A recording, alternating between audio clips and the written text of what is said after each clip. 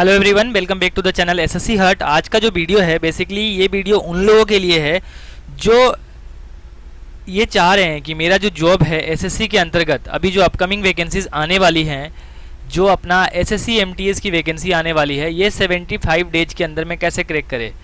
वे लोग दूर रहें यहाँ से जिनको पढ़ाई से कोई मतलब नहीं है, जो यहाँ पे रियल में एसएससी एमटीएस 2025 में फर्स्ट अटेम्प्ट में क्रैक करना चाहते हैं, जो सीरियस एस्पिरेंट्स हैं, उनके लिए क्लास है। ऐसा भी नहीं है कि सिर्फ 75 डेज पढ़ के आपका एग्ज़ाम क्रैक हो जाएगा।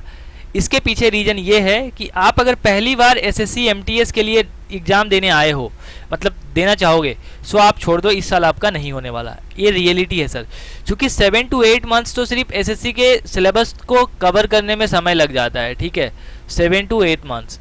इसमें आपका जीके का पूरा सिलेबस है, जिसमें हिस्ट्री है, ठीक है, जियोग्राफी है, पॉलिटी है। चूंकि एसएससी एमटीएस में केवल एक ही एग्जामिनेशन है, ओनली वन एग्जामिनेशन, और ये 10th पास की वैकेंसीज है, सो बहुत ज़्यादा डिफिकल्ट लेवल बन जाता है यहाँ पे पेपर में। ठीक है, स्टडी प्लान क्या होगा और श्योर सिलेक्शन वाला ये होगा, 100% सिलेक्शन रेशियो रहेगा। अगर आपने इस तरीके से फॉलो करा तो डेफिनेटली आपका सिलेक्शन फिक्स है। ठीक है, तो चलिए ले चलते हैं आपको नेक्स्ट स्लाइड पे और बाकी की चीज़ें समझाते हैं। सबसे पहले we will talk about syllabus pattern. तो इसका जो ऑलरेडी मैंने 2 से 3 वीडियोस बना दिए हैं, 2 to 3 videos I have uploaded in this channel, go and watch. ठीक है, फर्स्ट गो एंड वॉच, वो सारे वीडियोस को देखिए। उसके बाद जो ये वीडियो मैं बना रहा हूँ इसको देखिए। सबसे पहले 75 डेज के अंदर क्या होता है,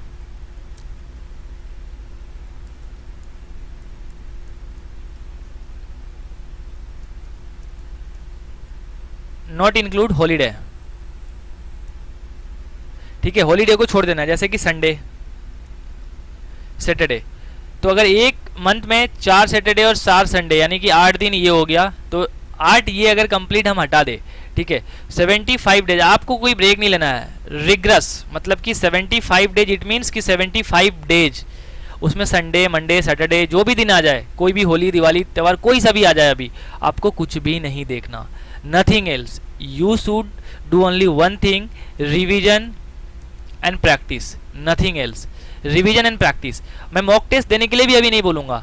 अगर इसकी जो नोटिफिकेशन है यहाँ पे जून में आने वाली है, सो इसका पेपर जहाँ तक पता है कि सितंबर के आसपास ये पेपर होगा, उससे पहले इसका पेपर संभव नहीं है। अगर उससे पहले एसएससी करवाती है तो अगस्त के एंड तक, ठीक है, लेकिन उससे पहले इस पेपर को नहीं करवा पाएगी एसएससी।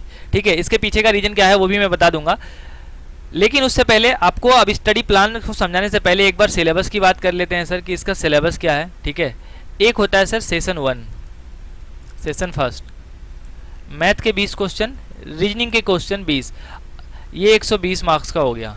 ठीक है, ओनली फॉर क्वालिफाइंग। ठीक है, आपने केवल 12 क्वेश्चन सही कर लिए, आप सेशन 1 में क्वालिफाई हो गए। अब बारी आती है सर सेशन 2 की। ठीक है, सेशन 2 में क्या होता है,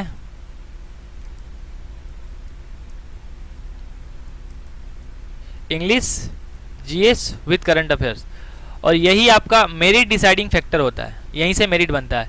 इसके 25 क्वेश्चन 75 मार्क्स, इसके 25 क्वेश्चन 75 मार्क्स, यानी कि 150 मार्क्स का ये पेपर होना है, और यहीं से आपका मेरिट बनेगा। ठीक है, इतनी बात समझ में आ गई होगी।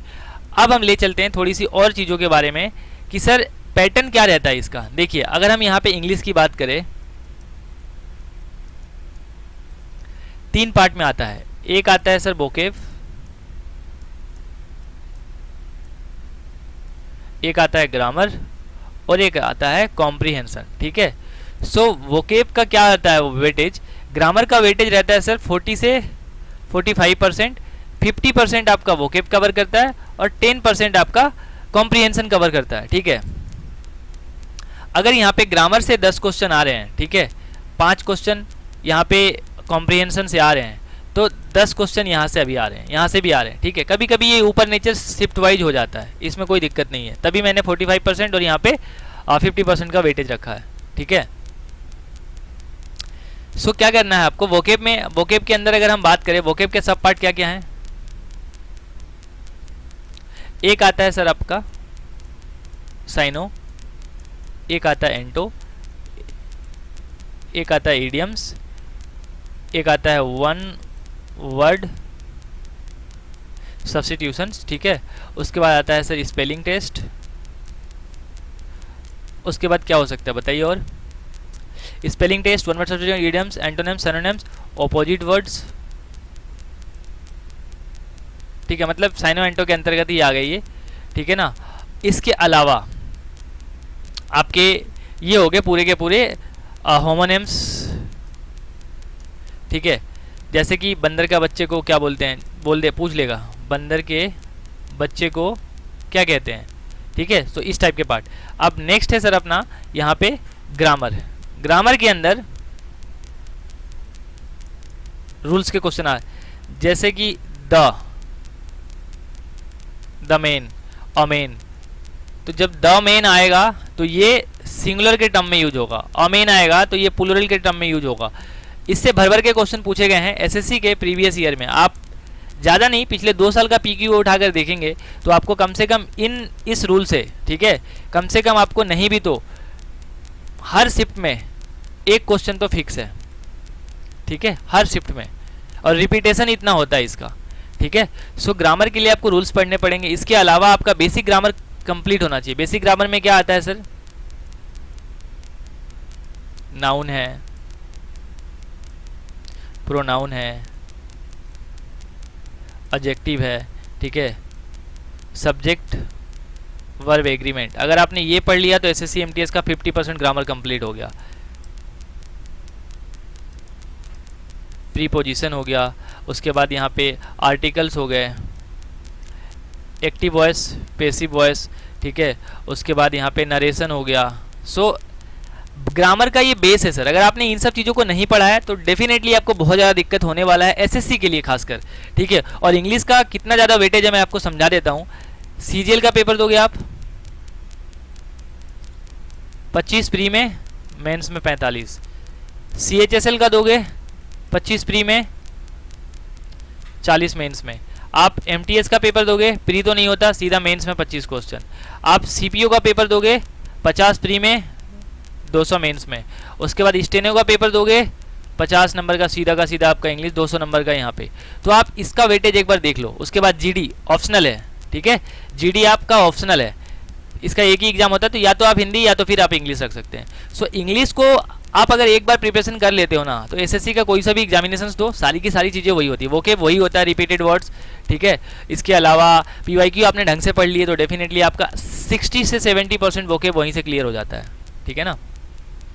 अब आते हैं सर कॉम्प्रीहेंशन पे। कॉम्प्रीहेंशन उसी एस्पिरेंट से बनेगा जिसने ग्रामर प्लस वोकेब अच्छे से करा हो, ठीक है। आपसे बोलेगा fill in the blanks,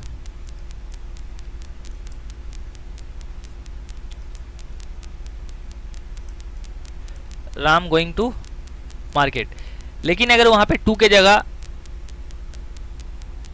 to इस प्रकार से दे दे तो आप किस प्रकार से फाइंड करोगे? अगर आपका ग्रामर अच्छा है तभी आप इसको फाइंड कर पाओगे, ठीक है। तो कहने का मतलब है कि आपका इंग्लिश स्ट्रॉन्ग करना बहुत ज़रूरी है। तो इन 60 दिनों के अंदर आप इंग्लिश को किस प्रकार से पढ़ोगे इसके बारे में भी मैं बात करता हूँ। सबसे पहले सर आपको किसी भी टीचर को एक्स वाई जेड जो भी आपके गुरु होंगे, ऑनलाइन या फिर ऑफलाइन कहीं से भी पढ़ रहे हो, सबसे पहले वही स्कूल वाला ग्रामर आपको नहीं पढ़ना है, स्कूल का जो होता है, जो एसएससी के एग्ज़ाम के लिए रिलेवेंट है। प्रोनाउन, ठीक है, उसके बाद टेंस हो गया अपना, ठीक है, एक्टिव वॉइस, पैसिव वॉइस हो गया, इसके बाद प्री पोजीशन हो गया, ठीक है, उसके बाद ये अपना डिग्रीज हो गए, डिग्री हो गया, इसके बाद आपका नरेशन हो गया, ठीक है, आर्टिकल्स हो गया, ठीक है, उसके बाद क्या रह जाता है? सब्जेक्ट वर्ब एग्रीमेंट रह गया, उसके बाद रूल्स। रूल्स के लिए आप या तो रानी मैम या फिर आप संजीव सर, नीतू मैम, किसी एक को फॉलो कर सकते हो, ठीक है। इनका यूट्यूब पे बहुत सारा वीडियोस पड़ा हुआ है रूल्स के नाम से, ठीक है। सो 100 गोल्डन रूल्स भी आप देखोगे तो भी आ जाएंगे। 100 गोल्डन रूल्स अगर आप सर्च करोगे तो वहाँ पे रानी मैम के वीडियोस, नीतू मैम के वीडियोस और यहाँ पे संजीव ठाकुर सर का भी आ जाएगा। हालांकि संजीव ठाकुर सर जो स्पेशली यहाँ पे डिफेंस के लिए पढ़ाते हैं, बट उन्होंने एसएससी के लिए भी आरडब्ल्यूए चैनल को ज्वाइन कर लिया है, ठीक है। सो बहुत ज़्यादा डिफ़िकल्टी नहीं होगी इंग्लिश को पढ़ने में। हाँ, आपको, आप एस्पिरेंट्स न्यू है तो आपको 1 से 2 दिन, 2 वीक तक हो सकता है कि थोड़ा दिक्कत हो, ठीक है। तो ग्रामर के लिए मैंने बता दिया। उसके बाद सर वोकेब के लिए ब्लैक बुक। अब ब्लैक बुक को कैसे पढ़े, इसके लिए भी मैं एक वीडियो लेके आने वाला हूँ बहुत जल्दी। ब्लैक बुक जो वहाँ पे बोल्ड अक्षर में लिखा गया है और जो रिपीटेशन लगाया गया है, उन सारे वर्ड्स को आपको याद करने हैं मल्टीपल टाइम्स। 71 आउट ऑफ 75 इन 2024, ठीक है। सो ऐसे नहीं होते हैं ये सारी चीज़ें, उसके लिए आपको पढ़नी पड़ेंगी। बिना पढ़े आप कुछ नहीं कर पाओगे, ठीक है ना। सो आपको ब्लैक बुक रट्टा मारना पड़ेगा। कुछ चीज़ें रट्टा मारनी पड़ती हैं, कुछ चीज़ें रट्टा मारने की जरूरत नहीं है। जैसे मैथ्स को रट्टा नहीं मार सकते, ठीक है, लेकिन वोकेब को रट्टा मारना पड़ेगा सर। लर्न करनी पड़ेंगी, मल्टीपल टाइम्स आपको रिवाइज करनी पड़ेंगी, ठीक है। और कॉम्प्रिहेंशन के लिए क्या करना पड़ेगा सर, कॉम्प्रिहेंशन के लिए आपको डेली 2 PIQ। और पिछले 2 साल का, मैं 5 साल का सभी बोलते लेकिन मैं नहीं बोलूंगा, इरिलेवेंट हो जाएगा वो 2 साल का। जैसे कि MTS 2023 और 24, आपने सिर्फ इन सब को भी ढंग से पढ़ लिया ना सर, तो डेफिनेटली आप इंग्लिश में बहुत अच्छा स्कोर कर लोगे, बहुत अच्छा। उसके बाद CHSL 2023 और 2024, सिर्फ आपको प्री के क्वेश्चन लगाने, note mains, pre, only pre, ठीक है। सो ये अगर 36 शिफ्ट में होता है, अगर ये यहाँ पे 57 शिफ्ट में होता है, तो जोड़ लीजिए 5 3 8 और 7 6 13, यानी कि 93 शिफ्ट में वो होगा। अगर एक शिफ्ट में 25 क्वेश्चन आते हैं तो आप सीधा 25 9 में कितना हो गया, 225, 2250 क्वेश्चन तो इंग्लिश को वहीं से सॉल्व कर लोगे। सो आप इससे अंदाजा लगाओ कि कितना ज़्यादा आपका रिगरस प्रैक्टिस हो जाएगा, ठीक है। सो अब हम बात करेंगे सर, जो बेसिकली अब जो बात होने वाला है वो होगा सर जीके का, ठीक है। अब जीके के अंदर देखिए, अगर ये जीके का सिलेबस है, ये हो गया करंट अफेयर्स, ये हो गया सर स्टैटिक जीके, ठीक है, ये हो गया हिस्ट्री, ये हो गया जियोग्राफी, ये हो गया पॉलिटी और ये हो गया इकोनॉमिक्स। अगर करंट अफेयर्स यहाँ से 20% चांसेस है तो स्टैटिक जीके 40% लेके चला जाता है, ठीक है। तो 60% ये हो गए, बाकी 10 इसको, कभी किसी शिफ्ट में 15 इसको, किसी शिफ्ट में 10 इसको। तो इस प्रकार से ये कर लेते हैं, 10 और 15 25 और 10 35, ठीक है। 5% का ऊपर नीचे हो जाता है। तो ये पूरा सिनेरियो रहता है, जो कि एक सिलेबस कंपाइलेशन के लिए अगर किसी ने अच्छे से सिलेबस नहीं पढ़ा है तो उसके लिए बहुत ज़्यादा डिफिकल्ट होने वाला है। अब हम आपको एक बार लेके चलते हैं अपने क्या कहते हैं उसको, क्वेश्चंस के ऊपर जीके के। ये रहा जीके का पिछले ईयर का क्वेश्चन, और ये कौन से शिफ्ट से है ये भी आपको मैं बताने वाला हूँ। सबसे पहले थोड़ा सा वेट कर लीजिए। ये जो पेपर है सर, ये पेपर है 30/9, यानी कि पहले दिन का पेपर है और फर्स्ट शिफ्ट का। देखिए जीके में किस टाइप के क्वेश्चन पूछता है। एक पूर्ण निरंकुश अब्सोल्यूट डिपोज शासक के रूप में बलवन के शासनकाल के निम्नलिखित में से कौन सी घटना हुई थी, तो चालीसा का विनाश, ठीक है। सो ये देखिए, आपने अगर इसको नहीं पढ़ा होगा तो आप कहाँ से करोगे सर। यहाँ पे पूछ रहा है निम्नलिखित में से निम्नलिखित जानकारी से राजस्व प्राप्ति की गणना कीजिए। राजस्व घाटा बराबर जीडीपी का 2.80%, राजस्व व्यय बराबर जीडीपी का 10.8%। तो इस प्रकार आप घटाओगे तभी तो ये कर पाओगे ना सर। अणु इकाइयों के सूत्र का मोलर द्रव्यमान के गलत युग्म का चयन कीजिए, तो ये HNO362, तो ये गलत है, ठीक है। सो बेसिक क्वेश्चन से आता है। मई 2001 में यूनेस्को द्वारा निम्नलिखित में से किस संस्थान परियोजना को मानवता की मूर्ति और अमृत विरासत की उत्कृष्ट कृति के रूप में घोषित किया गया था। देखिए किस प्रकार से है ये, ठीक है। सो बहुत ज़्यादा नहीं होता। अनुच्छेद 181 के अनुसार जब किसी को पद से हटाने का प्रस्ताव राज्य विधानसभा में विचाराधीन हो उस समय वह अध्यक्षता नहीं कर सकता, लोकसभा अध्यक्ष, ठीक है। सो अब नीचे लेके चलता हूँ, थोड़ा सा आपको करंट का क्वेश्चन दिखा देता हूँ कि जीके किस टाइप का आता है।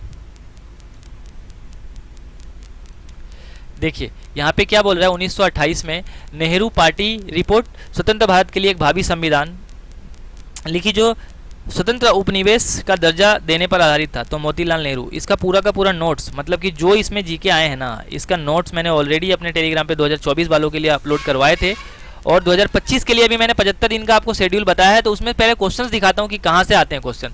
2023 सितंबर का है, 2023 जनवरी का क्वेश्चन है, ठीक है। सो अगर पेपर यहाँ पे सितंबर में होते हैं तब भी आपको जनवरी से लेकर सितंबर तक का पता होना चाहिए। क्या पूछ रहा है, सितंबर 2023 में पदाधिकारी संजय कुमार मिश्रा की सेवानिवृत्ति के बाद ईडी के प्रभारी निदेशक के रूप में किसे नियुक्त किया गया, राहुल नवीन। तो ये बहुत ज़्यादा इंपॉर्टेंट है, कौन क्या है। अगर आप वर्तमान में कौन क्या है पार्ट पढ़ोगे इन डेप्थ में तो आपको पता होगा, ठीक है। सो वहाँ से पूछा गया है। थोड़ा और आगे लेके चलते हैं।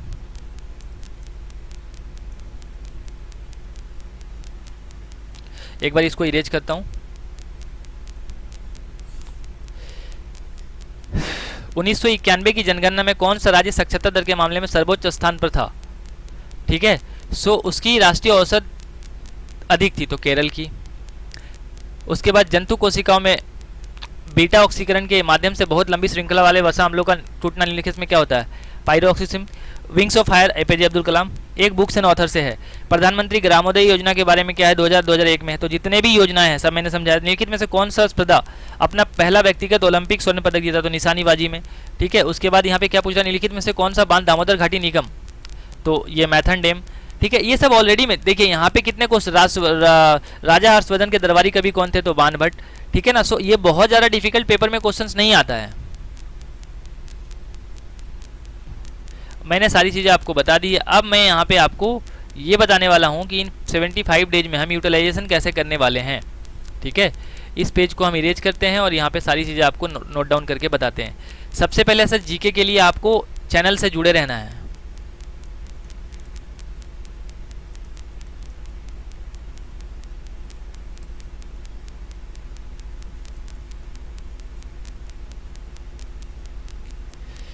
दो 2024 में जिन्होंने हेल्प लिया था उनको बहुत फ़ायदा हुआ। ठीक है, एनालिसिस बैन रहता है फिर भी बहुत सारे यूट्यूब चैनल वाले यहाँ पे करते हैं, बट ये गलत है। ठीक है, लेकिन अभी आपको जीके के लिए सबसे पहले क्या करना है? टू द पॉइंट जो नोट्स मैं दूंगा, कोई चार्ज नहीं है सर इसका, और जो क्लासेस मैं यहाँ पे लगा दूँ। ठीक है, मैं कोशिश करूँगा कि यहाँ पे हिस्ट्री, जियोग्राफी, पॉलिटी आपका 12 दिन में कंप्लीट होगा, ज्योग्राफी आपका 12 दिन में कंप्लीट होगा, हिस्ट्री आपका 15 दिन में कंप्लीट होगा। तो 15 और 12 कितने हो गए? 27 और 12 कितने होते हैं? 39। इकोनॉमिक्स आपका कितने दिन में कंप्लीट होगा? 10 दिन में। कितने हो गए? 49 दिन। स्टैटिक जीके 75 में से 49 घटा दो, 26 दिन पूरा का पूरा आपका स्टैटिक जीके लेगा। ठीक है, तो 75 डेज का प्लान ये रहा, और इसके लिए आपको कुछ भी नहीं करना है।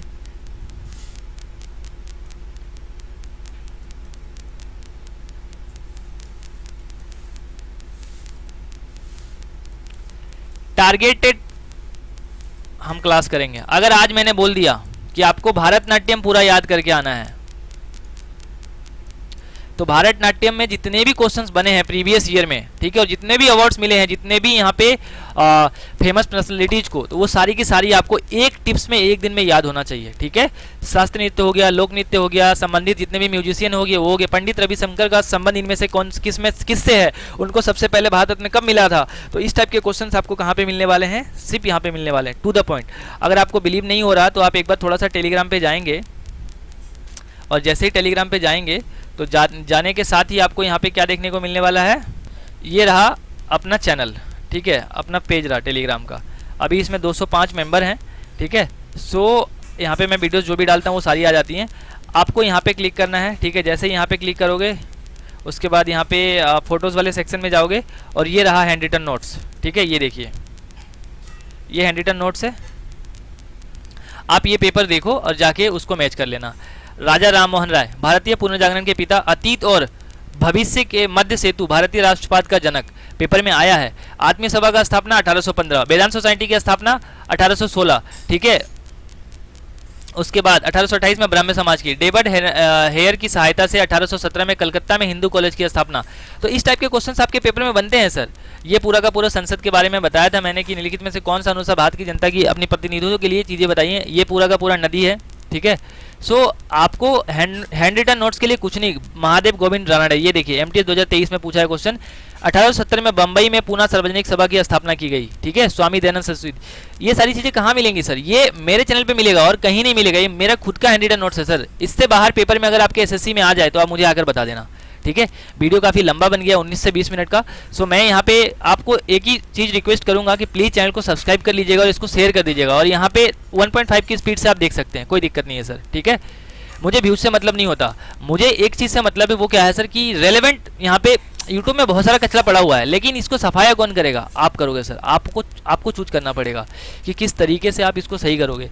आपसे रिक्वेस्ट है, हम्बल रिक्वेस्ट है कि आप इसको जाओ चैनल को सब्सक्राइब करो और वहाँ पे जो भी मैंने हैंड रिटन नोट्स दिए हैं, स्पाइरल बाइंडिंग का बुक है, ये देखो खुद से मैंने लिखा है सर, खुद से, ठीक है। बजट घाटे क्या होते हैं, हाल के अपडेट क्या हैं, ठीक है। सो प्रतिगामी क्या होता है, उसके बाद अधोगामी क्या होता है, अनुपातिक क्या होता है। अगर हम इसको यहाँ पे रोटेट करें, देखो रियासतों के सदस्य कितने थे, 93। पॉलिटी की बात कर रहा हूँ मैं। कैबिनेट मिशन योजना के तहत 1946 में हम यहाँ पे उसको रखते हैं कि हमारा भी भारत का संविधान एक बनेगा। 207 सदस्य थे, 9 महिलाओं के साथ 9 दिसंबर 1946 को बैठक में भागीदारी होती है, 15 महिलाएं थी। 26 नवंबर 1949 को ये अपनाया गया था, 24 जनवरी 1950 से ये लागू कर दिया गया था, ठीक है। तो इस टाइप की चीज़ें हैं जो आपको कहाँ मिलने वाली है, सिर्फ यहीं मिलेगा। कोई भी बकवास की चीज़ें नहीं होती है, सारी की सारी एग्जाम रेलिवेंट होते हैं। मिलते हैं किसी नेक्स्ट वीडियो में, तब तक के लिए अपना ख्याल रखिएगा और चैनल को सब्सक्राइब करके बेल आइकन को प्रेस कर दीजिएगा, ठीक है। और इसको मैक्सिमम लोगों तक शेयर कर दीजिएगा। आई होप कि चीज़ें समझ आई है। फिर भी कोई डाउट्स है तो कमेंट बॉक्स में कमेंट पूछ सकते हैं, और पढ़ते रहिए, मॉक टेस्ट देते रहिए, आज नहीं तो और कभी लोग करेंगे गौर कभी, ठीक है। सो होप कि चीज़ें क्लियर हैं। फिर भी कोई डाउट्स है तो कमेंट बॉक्स में कमेंट करके पूछ सकते हैं। चैनल को सब्सक्राइब करके इसको मैक्सिमम लोगों तक शेयर कर दीजिएगा। Thanks for watching this video, bye.